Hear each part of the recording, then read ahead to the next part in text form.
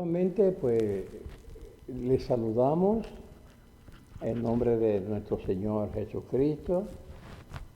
Agradecemos que esté ahí, ¿verdad?, para compartir, recibir, ¿verdad?, y elaborar, ¿verdad?, la respuesta a las preguntas.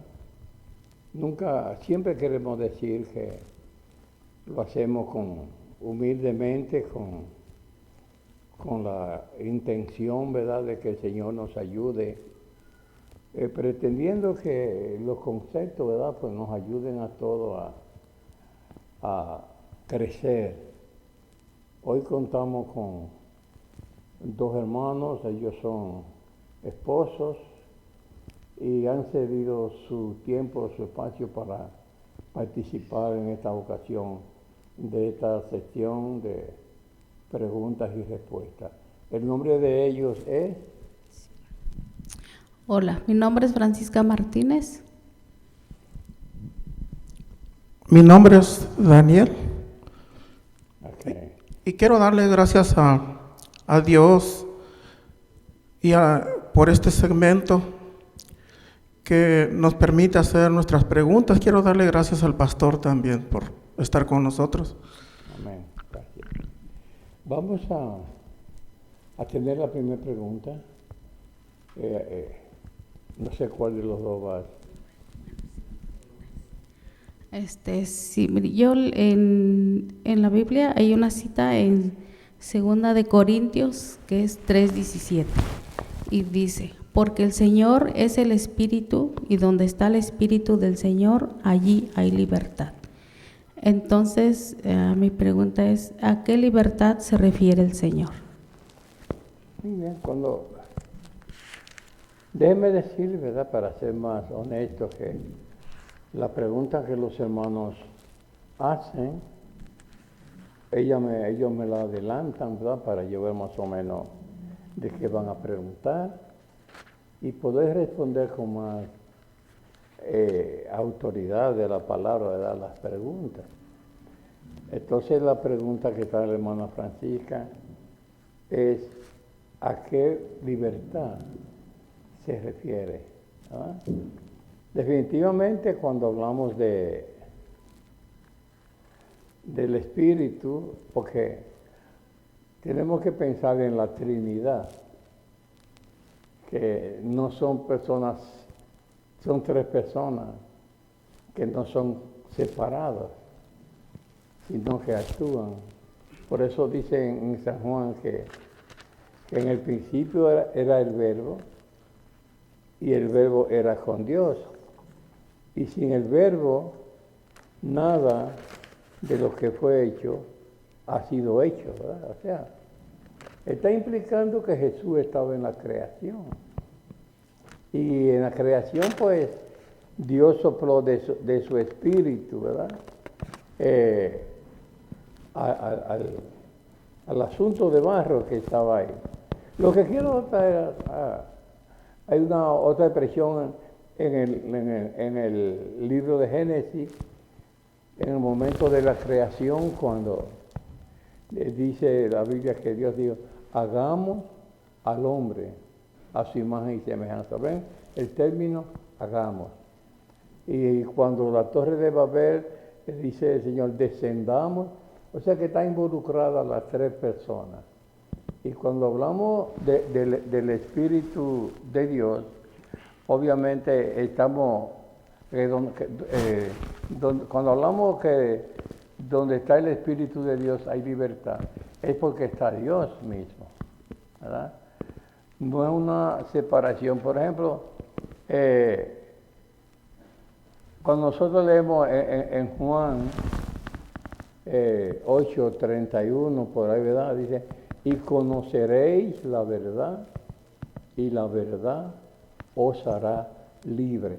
Está hablando no de una libertad política, está hablando de una libertad espiritual, ¿verdad? Sabemos lo que es libertad, básicamente. Es que rompe las ataduras, que rompe los impedimentos. Quizás, por ejemplo, hay personas que están en las cárceles pero son libres. Están limitados físicamente, pero espiritualmente son más libres que otros que no están en la cárcel, porque estamos hablando en este concepto de una libertad espiritual, ¿verdad? Y por eso en esa misma porción de Juan 8:31 en adelante, Jesús le estaba diciendo a los fariseos y saduceos, le estaba diciendo que eran esclavos del pecado, ¿verdad? Y toda persona que vive en pecado es esclavo del pecado. Y los judíos decían, ay no, nosotros no somos esclavos, porque nosotros somos descendencia de Abraham. Y la expresión, la clave aquí es que conociendo la verdad, le estaba diciendo Jesús, van a ser verdaderamente libres. Porque el término sugiere entonces que hay una libertad que realmente no es libertad. Y eso se ve mucho. Por ejemplo, nosotros vivimos en Estados Unidos y supuestamente este es un país libre, con comillas, pero la gente aquí es esclava de los vicios, de muchas cosas, igual que en muchas partes del mundo. Entonces, esto donde está el Espíritu de Dios, hay libertad.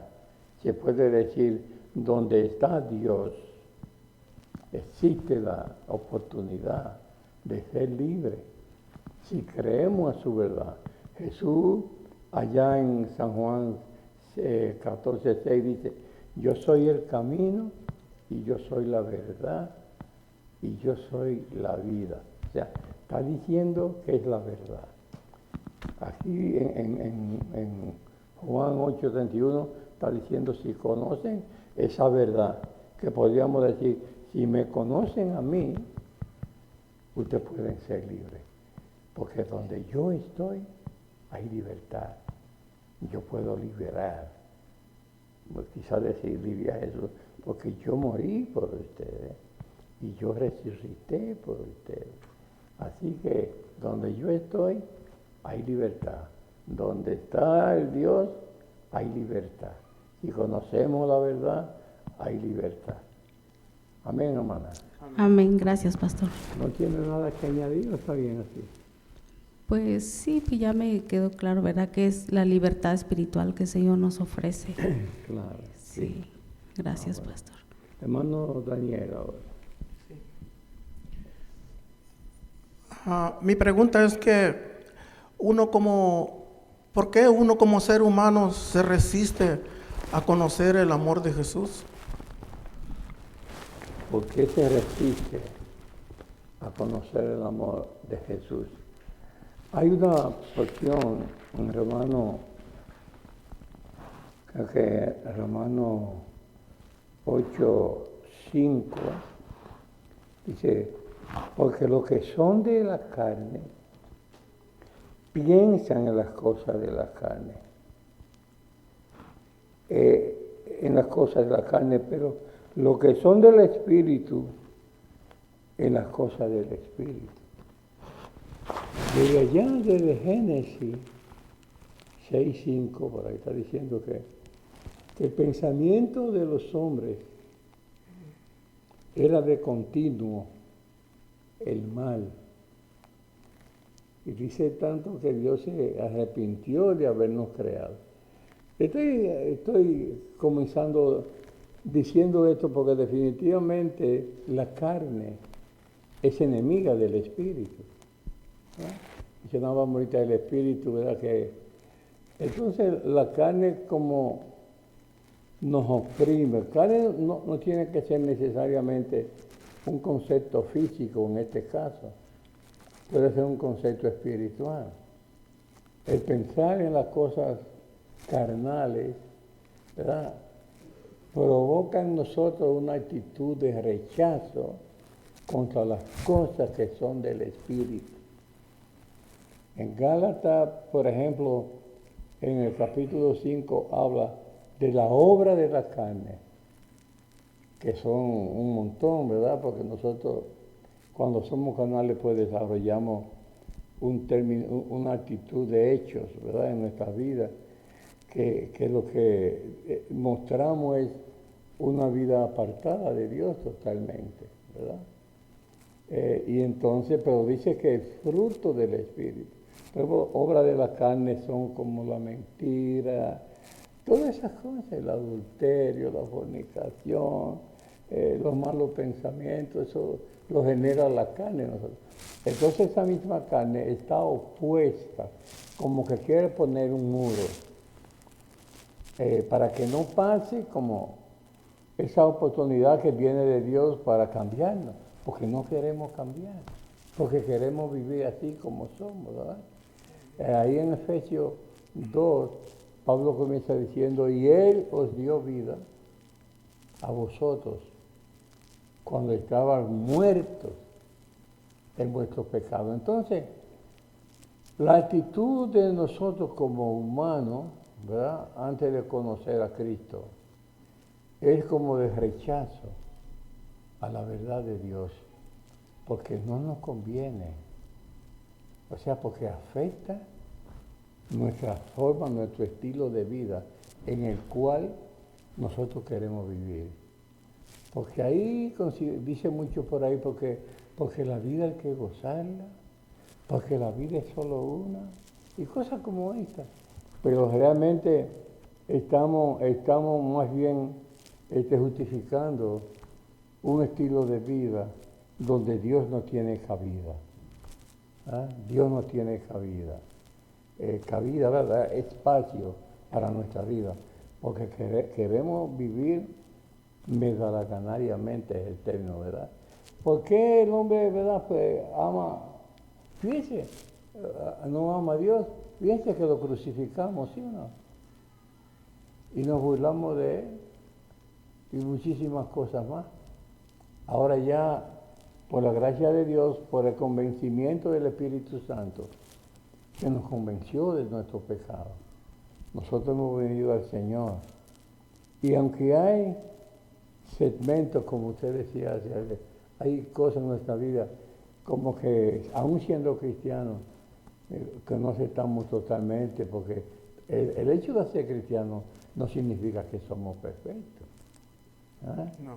Y entonces a veces a nuestra vida vienen cosas que son de la carne, y en las que Dios no tiene cabida, porque nosotros, en cierto modo, en algunas cosas de nuestra vida rechazamos, pero el punto es que no podemos hablar de amar a Dios si nosotros no conocemos el concepto de amor, porque vivimos en la carne y no en el Espíritu. Amén, hermano. Amén. ¿Alguna cosa más? Pues está claro. Amén. Sí. Pues ok, le doy gracias por estar aquí, ¿verdad? Por haber estado aquí. Y más adelante pues estaremos nuevamente. Pero gracias por su pregunta, y a veces nos ponen como en aprieto, pero con la ayuda de Dios pues tratamos de contestar así. Que muchas gracias y que Dios le bendiga. Amén.